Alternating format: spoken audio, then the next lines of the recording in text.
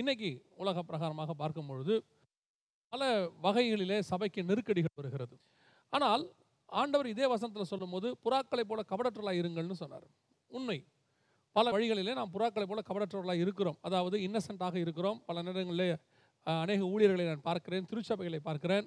அவர்கள் ரெஜிஸ்ட்ரேஷன் பண்ணி என்ன பண்ணணும்னு கூட தெரியாமல் பல விஷயங்கள் இருக்கிறாங்க. அவர் சொல்லிக் கொடுக்கும்போது இப்படியெல்லாம் இருக்குதா அப்படின்லாம் சொல்லி கேட்கிறார்கள். அவர்களுக்கு பல காரியங்கள் நாங்கள் சொல்லியும் கொடுக்குறோம். அதே நேரத்தில் கர்த்தர் நம்மக்கிட்ட எதிர்பார்க்கிற ஒரு மிக முக்கியமான குவாலிட்டியில் ஒன்று என்னென்னா, சர்ப்பங்களை போல வினா உள்ளவர்களாக இருங்கள். சர்ப்பங்களை போல விஷம் உள்ளவர்களாக இருங்கள்ல, வினா உள்ளவர்களாக இருங்கள். வினா உள்ளவர்களாக என்ன அப்படின்னு கேட்டால் ஷார்ப்பாக இருங்கன்றார் ஆண்டவர். ரொம்ப கேர்ஃபுல்லாக இருங்க. எப்போவுமே ஆண்டவர் திருச்சபையிட்ட எதிர்பார்க்கறது என்னென்னா, சபை என்பது ஏமாற்றப்படக்கூடிய ஒரு இடம் அல்ல, இரக்கமுள்ளவனாக இருக்கணும். அதே நேரத்தில் ஏமாற்றப்படக்கூடாது. ஒரு நல்ல உதாரணம் பாருங்கள். இயேசு கிறிஸ்து இரக்கத்தின் உச்சம். ஆனால் யூதாஸ் காட்டி கொடுக்கப்படும் போது அவனுக்கு அவர் தெரியப்படுத்துகிறார், உங்களில் ஒருத்தன் என்னை காட்டி கொடுப்பான். அவனை பார்த்து சொல்கிறாரு, நீ போய் செய்வதை துரிதமாய் செய். இதெல்லாம் ஏன் அவங்ககிட்ட அவர் சொல்கிறாரு நீங்கள் நினைக்கிறீங்கன்னா, அவர் சொல்கிறாரு, நீ எனக்கு தெரியாமல் ஒன்றும் எனக்கு காட்டி கொடுத்துடல, நீ காட்டி கொடுக்க போகிறது எனக்கு தெரியுது, நானே தான் இந்த காரியங்களை ஏற்றுக்கொள்கிறேன் என்பதை அவனுக்கு தெரியப்படுத்துகிறார். காரணம் என்னென்னா, நாம் ஷார்ப் உள்ளவர்களாக இருக்கணும், ரொம்ப நம்ம கேர்ஃபுல்லாக இருக்கணும், சபை வினா உள்ளவர்களாக இருக்கணும். இன்றைக்கி நம்ம நிறைய நேரங்களில் பார்க்குறோம், பல சபைகள் நான் இப்படி எதிர்பார்க்கவே இல்லை பாஸ்டர், இப்படிலாம் அவங்க செய்வாங்க நான் எதிர்பார்க்கவே இல்லை, நிறைய ஊழியர்கள் புலம்புகிறதை பார்க்க முடிகிறது. இது நம்ம அவங்க மேலே குற்றம்னு சொல்கிறதா, ஐயோ பாவம் அவர் ரொம்ப இன்னசென்ட்னு சொல்கிறதா? ஒரு சபை நடத்தக்கூடிய, ஒரு ஊழியத்தை நடத்தக்கூடிய, வெறும் சபைன்ற அளவிலே போலையே, ஊழியம்ன்ற அளவில் போயிடுவோம்.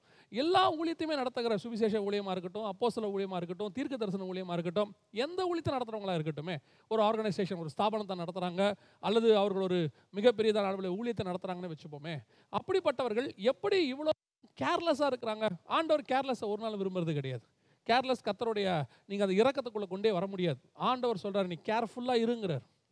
இன்றைக்கி நம்ம எந்த அளவுக்கு போயிட்டோம் அப்படின்னு சொன்னால், பல நேரங்களில் பார்க்கும்போது நமக்கு இருக்கக்கூடிய சலுகைகளை கூட தெரிந்து கொள்ளாத அளவுக்கு, நமக்கு இருக்கிற சட்டங்களை கூட தெரிந்து கொள்ளாத அளவுக்கு நம்ம போயிட்டே இருக்கிறோம். சரி, அதெல்லாம் வேறு விஷயம், அப்படி இருக்கட்டும்.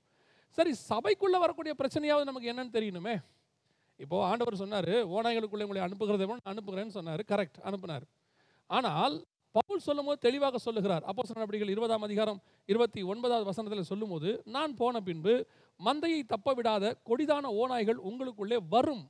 ப்ராஃபட்டிக்கலாக சொல்கிறார், தீர்க்க தரிசனமாக சொல்கிறாரு, மந்தையை தப்ப விடாத ஓநாய்கள் வரும். ஓநாய்கள் என்பது கள்ள உபதேசத்துக்கு அடையாளமாக இருக்கிறது வேதாகமத்தில். அப்படிப்பட்ட ஓநாய்கள் வரும் என்று மிக தெளிவாக சொல்லுகிறார். ஆனால் இன்னைக்கு இப்படிப்பட்ட கள்ள உபதேசங்கள்லாம் வருது. அந்த உபதேசம் சபைக்குள்ளே வருது, விசுவாசி வீட்டுக்குள்ளே வருது. ஆனால் எப்படி வந்துச்சு, என்ன ஆச்சுங்கிறது மந்தையை காக்கிற மெய்ப்பனுக்கு தெரியவே இல்லை. இன்னும் சொல்ல போனால் அந்த உபதேசத்திலேருந்து வெளியே எப்படி கொண்டு வரதுன்னு அவங்களுக்கு தெரியல. இன்றைக்கி அந்த மோனாய்கள் ஆட்டுக்குட்டிகளை சிதறடிச்சுக்கிட்டு இருக்குது. எவ்வளோ எல்லா பக்கத்துலேருந்தும். ஒருத்தன் இயேசு கிறிஸ்து தெய்வமே இல்லைங்கிறான், இன்னொருத்தன் பிதா மட்டும்தான் இருக்கு இல்லை, இன்னொருத்தர் பிதா கிடையாது இயேசு கிறிஸ்து மட்டும்தான் இருக்கிறாருங்கிறான். இப்போ அதையும் தாண்டி 2 பேருமே கிடையாது, வெறும் பரிசுத்த ஆவியானவர் மட்டும்தான் இருக்கிறாருன்னு ஒரு குரூப் குழப்பி இருக்குது. இது மட்டும் இல்லாமல் கிறிஸ்தவத்துக்கு எதிராக, அதான் சொல்வேன், கிறிஸ்தவத்துக்கு உள்ளும் புறமும் பிரச்சனை. உள்ளுக்குள்ளே இருக்கிற பிரச்சனைகள் பத்தாதுன்னு பார்த்தா வெளியே இருந்து இத்தனை விதமான ஓநாய்கள், கள்ள உபதேசங்கள் அப்படி சபையை போட்டு தாக்கிக்கிட்டு இருக்குது. இதில் ஏதாவது கொஞ்சமாவது கேர் இருக்குதா? என்னைக்காவது இந்த ஓநாய்களை, நமக்கு ஆண்டவர் சொல்கிறார், உமது கோலும் உமது தடியும் என்னை தேற்றும். அதோட அர்த்தம் என்ன? கோல் ஆட்டை மேய்க்கிறதுக்கு, தடி அந்த ஆட்டை பட்சிக்க வருகிற ஓநாய்களை விரட்டுறதுக்கு. நீங்கள் தாவீதை பாருங்கள், அவர் சொல்கிறாரு, நான் ஒரு தடவை சிங்கத்தின் வாய்க்கு என் ஆட்டை தப்புவித்தேன், ஒரு தடவை கரடியின் கைக்கு தப்புவித்தேன். அப்படின்னா என்ன அர்த்தம்? ஒரு மேய்ப்பனுடைய வேலை, ஆட்டுக்குட்டிக்கு சிங்கத்திலேருந்து பிரச்சனை வரும், கரடியிலேருந்து பிரச்சனை வரும். இது ஒரு வகையான ஆபத்து உபதேசம். இன்றைக்கி சபைக்கு இப்படிப்பட்டதான போராட்டங்கள், பிரச்சனைகள் வருது.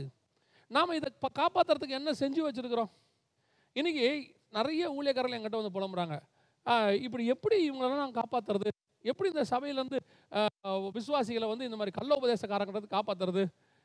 ஒரு கள்ள உபதேசக்காரனுக்கு ஓநாய்க்கே இவ்வளோ பவர் இருக்குன்னா, சிங்க குட்டிகள், யூத ராஜ சிங்கத்தினுடைய குட்டிகள், இதுக்கு எவ்வளோ பவர் இருக்கும்? சிங்கத்தை பார்த்து ஓநாய் தானே ஓடணும். இன்றைக்கி சிங்க குட்டிகள் பயந்து போய் பதுங்கி நிற்கிது உள்ளுக்குள்ளே. ஏன்? நம்மளே சொல்கிறோம். எனக்கு ரொம்ப ஆச்சரியமாக இருக்கும், நானுமே சொல்லியிருக்கிறேன்.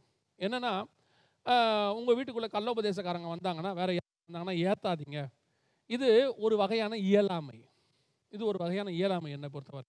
என்ன இயலாமை அப்படின்னா, கள்ளோபதேசக்காரன் சபைக்குள்ளே வரான், விசுவாசி வீட்டுக்குள்ளே வரான், நம்ம விசுவாசியை பார்த்து பயப்படுறோம், ஐயோ இதை பட்சிக்கப்படுமோ, அந்த ஓனா இதை ஜெயிச்சிருமோ, இந்த கள்ளோபதேசத்துக்கு முன்னாடி விசுவாசி போயிருமோ அப்படிங்கிற பயத்தில் நாம் இருக்கிறோம். அதான் உண்மையும் கூட.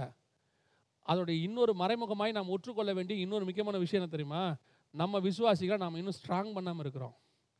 வருதுன்னா விசுவாசி தைரியமாக பேசி நம்ம விசுவாசி அந்த ஆத்மாவை ஆதாயம் பண்ணுற அளவுக்கு பேச வேண்டாமா? அந்த விசுவாசி அந்த அளவுக்கு ஆயத்தப்படுத்த வேண்டாமா? விசுவாசிக்கு அந்த உபதேசத்தை கொடுக்குறோம். இன்னைக்கு சபை இன்னைக்கு ஓனாய் எது ஆட்டுக்குட்டி எதுன்னு சொல்லி கொடுக்காம விட்டுருச்சு. யோவான் ஸ்நானகன் எடுத்துக்கோங்க. அவ்வளோ பேர் வராங்க. அவ்வளோ பேர் வரும்போது யோவான் ஸ்நானகன் சொல்கிறாரு, விரியன் பாம்பு குட்டிகளே அப்படின்னு சொல்கிறாரு. அவ்வளோ தெளிவாக சொல்கிறாரு. அதுக்கு நடுவில் இயேசு கிறிஸ்து வராரு.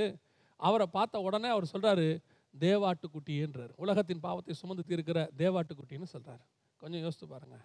இயேசு கிறிஸ்து வரும்போது எப்படி வந்திருப்பார்? 1000 தூதருடைய இறங்கி வந்தார். பார்த்தவொன்னே கண்டுபிடிக்கிற மாதிரி எல்லார மாதிரி கேஷுவலாக தான் வந்தார். ஒன்றும் பெரிய வித்தியாசம்லாம் இல்லை இயேசு கிறிஸ்துக்கிட்ட. ஆனால் எப்படி இயேசுவை பார்த்தா தேவாட்டுக்குட்டினோ மற்றவங்கள பார்த்தா விரியன் பாம்பு குட்டின்னு தெரிஞ்சிச்சு. அதுதான் ஆவிகளை பகுத்தறிகிற வரம். இன்றைக்கி சபைக்குள்ளே இல்லாத ஒரு வரம், விசுவாசிகளுக்குள்ளே இல்லாத ஒரு வரம். இது ஒன்று தான் இன்றைக்கி ரொம்ப ரொம்ப ஆபத்து. இதுதான் ரொம்ப முக்கியம். எது? ஆவிகளை பகுத்தறிதல்.